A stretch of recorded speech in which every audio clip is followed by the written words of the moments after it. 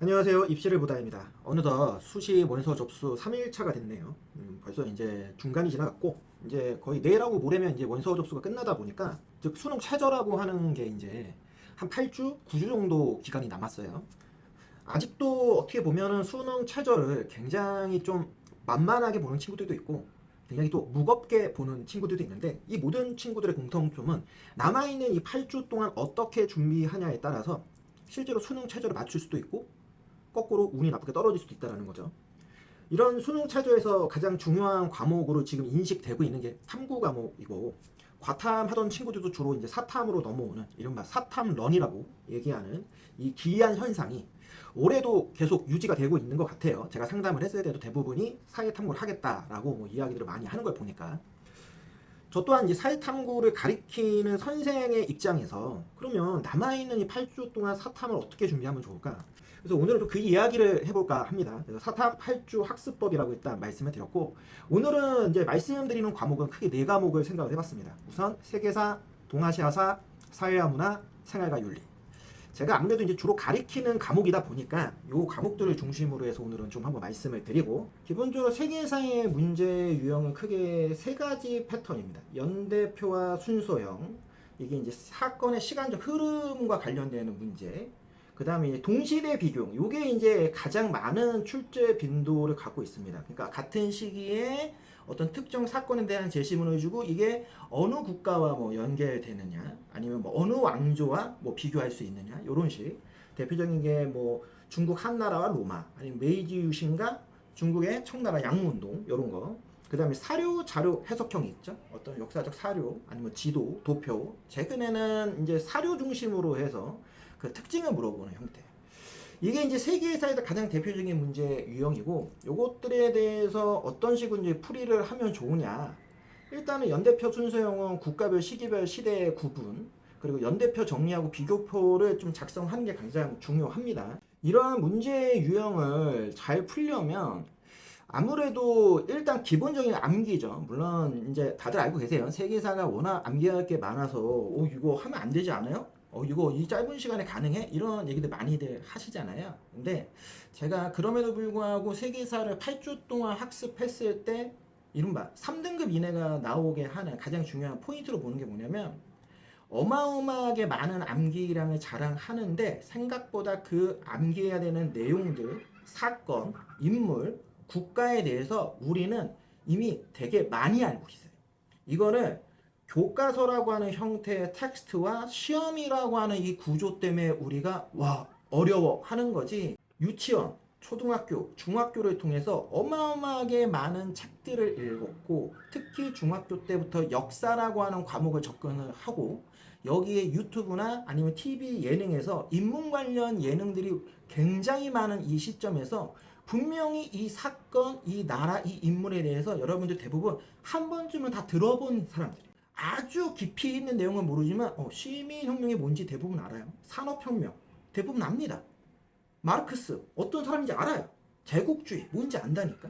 굉장히 많은 다양한 매체를 통해서 역사에 관련된 지식들을 우리 많이 알고 있는데 그걸 시험이라고 하는 틀 안에서 우리가 다시 구조화시켜서 공부할 수 있는 그런 학습 패턴에 대해서 이게 익숙하지 않은 거라는 거죠. 그걸 익숙하게만 만들 수 있다고 하면은 다른 어떤 과목에 비해서 소위 얘기하는 진도라고 하죠. 진도를 굉장히 빨리 나갈 수 있습니다.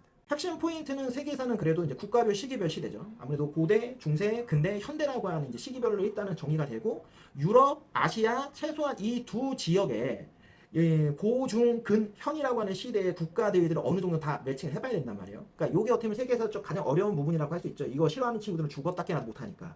하지만 이게 가능하다 하면은 솔직히 50% 이상은 끝난 겁니다. 그리고 연대표나 비교표 작성인데 여기서 얘기한 연대표도 연도를 굳이 외울 필요가 없습니다. 연도까지 외우면 좋은데 요즘 수능에서 연도를 포인트로 해갖고 내는 문제가 거의 없어요. 그렇게 연대까지는 필요 없다. 그냥 시기 정도만 구별하면 된다. 그래서 문제풀이의 핵심이 첫 번째가 시기를 체크하고 그 다음 어느 지역인지 그 제시문을 보고 그리고 그 사건이 무엇인지를 찾아가는 관점, 즉 거시적인 관점에서 미시적인 관점을 내려오는 거긴 하지만 대부분의 핵심 포인트는 뭐냐, 거시적인 관점으로 해서 내용들을 정리해서 공부를 하시면 그 안에 있는 중요한 포인트 사건들만 조금 더 미시적인 관점, 즉 지역적인 암기 파트까지 하는 겁니다. 왜 그렇게 되냐면 수능 특강 기준에서 전체 12강인데 20문제 나옵니다. 그러면 한 강에서 한 문제 정도는 기본으로 나오는 거고 연계되는 문제가 8문제죠. 그러면 대개 한 단원에서 많이 내야 2문제밖에 못 내요. 그러면 한 단원에 있는 그 수많은 국가들을 다 엮어서 낼 수가 없는 거야. 그 중에 포인트가 되는 국가 아니면 사건들이 주로 많이 나올 수밖에 없죠. 지금 단원별 핵심이라고 제가 정리했는데 이 핵심 내용들이 수능에서 가장 많이 나오는 어떤 그 제시문의 원형? 이런 형태라고 보시면 됩니다.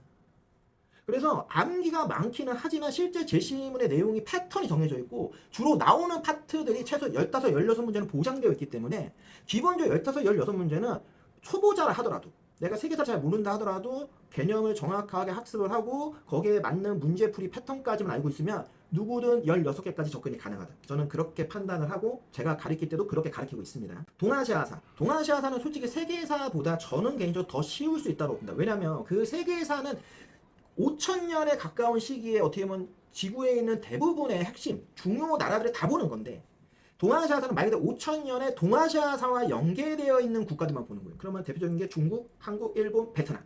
여기에 중국은 원래 한족 국가, 그리고 또 하나가 북방 유목민족. 그럼 어떻게 보면 넓게 봐야 5개예요. 그래서 주로 국가별 변천 비교, 사건 비교, 교류 사상 사용, 그리고 근현대 운동 사형, 크게 3가지 형태로 분류를 해서 문제 패턴을 만들 수 있고요. 풀이를 할 때 가장 중요한 포인트, 어떻게 공부의 핵심은 중국사죠. 중국사를 기준으로 해서 각 시기마다 중국의 뭐 한나라, 당나라 그 시기 국가별에 맞춰서 한국은 무슨 일이 있었고 일본은 무슨 일이 있었고 베트남은 무슨 일이 있었고 북방 유목민족은 무슨 일이 있었는지를 연계하는 학습 방법이에요.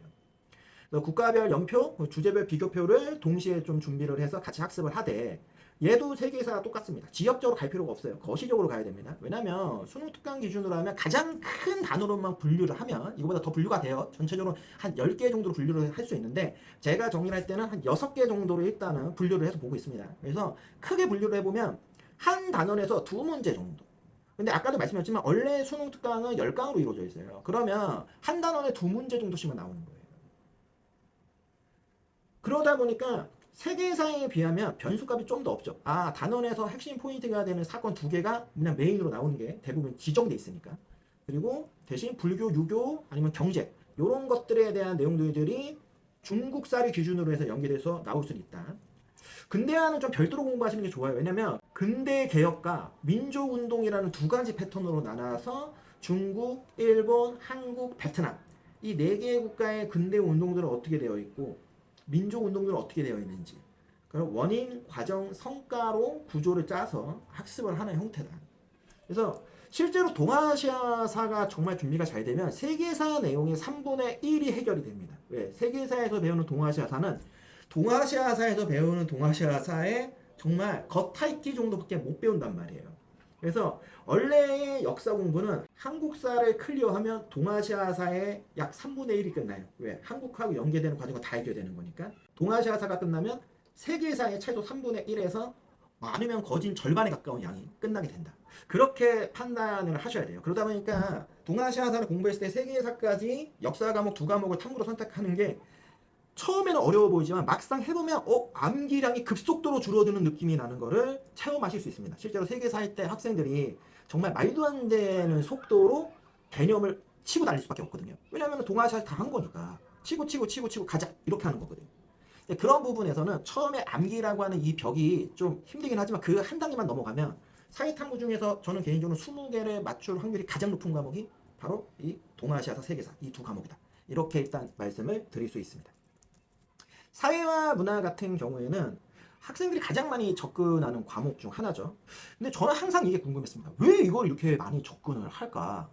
이유는 딱 하나입니다. 개념이 몇 개 없어요. 그리고 통합사회라고 하는 1학년 과정에서 어디서 많이 보던 내용들이 많이 나와서 이게 접근성이 생각보다 좋습니다. 그리고 문제의 패턴을 보면 개념 확인, 그렇죠? 이론이나 개념 기본기, 자료 분석, 이때 그래프나 통계, 도표 해석 이게 가장 많이 나옵니다. 그리고 사례적, 실제의 지금의 어떤 현상과 실제의 지금의 어떤 사건, 현상에 대한 제시문이 나왔을 때 이거를 어떤 사회학 이론이냐 개념하고 연결해서 내가 내용을 풀 수 있느냐 이런 패턴들이 이제 핵심인데 그러다 보니까 풀이의 특징이 개념을 확인하고 자료를 해석을 하고 사례를 적용하는 이게 아주 기본적인 문제풀이 방식이에요. 자료 문제는 숫자 그래프를 주로 많이 우리가 보는데 실제로는 이 숫자나 그래프를 보는 게 중요한 게 아니라 그 변화의 방향과 비율을 비교하는 게 포인트란 말이에요. 이러한 문제 유형과 그 풀이 특징을 어느 정도 체득하고 있다고 하면 솔직히 학습 방법이 굉장히 무난하다. 다만 이 단원에 있는 개념이 뭐 어마어마하게 많고 그러지는 않아요. 그럼 뭐가 이 사회와 문화에서 어떻게 보면 좀 걸림돌이냐. 지금 보는 이 문제 유형 중에서 요 사례 적응형하고 자료 분석형이 만약에 좀 난이도가 어렵다. 그래프의 어떤 그 복잡성이 좀 크다라고 하면은 문제를 푸는 시간이 오래 걸립니다.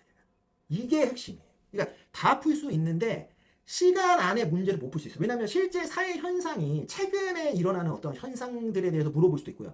과거에 있었던 현상들을 가지고 올 수도 있는데 이건 어떤 것들을 갖고 올지 몰라요. 그럼 그거를 일단 내가 읽고 해석을 해서 이게 내가 여태까지 사회문화에서 공부한 개념 중에 어느 개념인지를 다시 유추해서 대입해야 돼. 이게 바로 따다닥 하고 나오질 않는다. 왜냐면 제시문이 뭐가 나올지 몰라. 그러니까 이 수능 특강이나 교과서에서만 보던 제시문들이 안 나와. 그래서 거기서 시간이 많이 걸리는 거예요. 못 푸는 게 아니라 시간이 많이 걸려서 결국엔 촉박한 시간 때문에 뒤에 있는 문제 못 풀어서 거기서 두세 개 날리는 경우가 태반입니다. 그러니까 사회와 문화에 대해서 가장 중요한 포인트는 문제 유형에서 이 사례 적응형 그리고 자료 분석형에 대해서 굉장히 많은 제시문 문제들을 풀어봐야 돼요. 어마어마하게 많이 풀어봐야 됩니다. 그래서 그거를 완전히 익숙하게 만들어야 돼요. 근데 이게 익숙하지가 않잖아? 그러면은 사회 문화를 선택하면 진짜 죽음인 거예요. 사회와 문화가 이 뒤에서 설명한 사회과 윤리와 함께 원투예요. 가장 많은 인원들이 이제 접근을 하는데 과탐하는 친구도 이거 굉장히 많이 접근하죠. 근데 접근하는 가장 큰 근본적 이유가 바로 내용이 굉장히 짧고 외울 게 별로 없다라고 하는 거에 혹해서 들어오는데 문제를 풀 때 생각보다 많이 막힐 수 있다. 이게 나한테 안 맞으면 바로 도망갈 수 있어야 돼요. 그게 굉장히 중요한 포인트라고 좀 생각을 해주시면 좋을 것 같아요.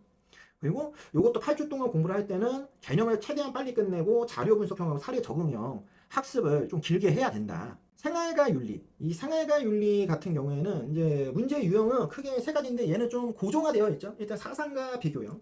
그 다음에 현대 적응형. 이게 이제 이 생활과 윤리에 나오는 뭐 생명윤리, 뭐 직업윤리, 뭐 환경윤리 이런 것들에 대한 제시문들과 연계해서 이제 풀어야 되는 거.